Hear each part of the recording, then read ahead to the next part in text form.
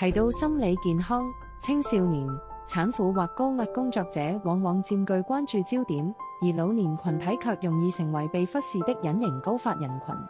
在關注認知障礙的治療之外，祈福護老公寓把目光聚焦在長者的精神世界上，用心呵護他們的每一份情緒。在這裡，每位長者都會擁有專屬的認知地圖。心理治療師就像心靈的引路人，他們會用心理評估量表、空椅子對話這些有趣的方式，和長者一對一的聊天，在輕鬆愉快的氛圍裡，重建他們的精神家園。同時，這裡還為長者打造專屬的記憶空間。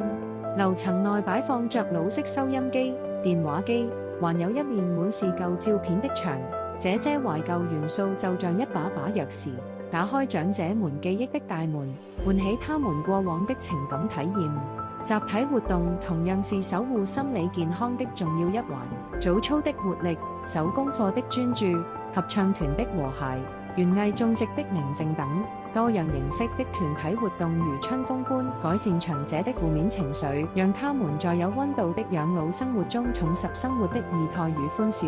別再讓長者的心靈在孤獨中徘徊，加入祈福護老公寓，一起守護他們的心理健康。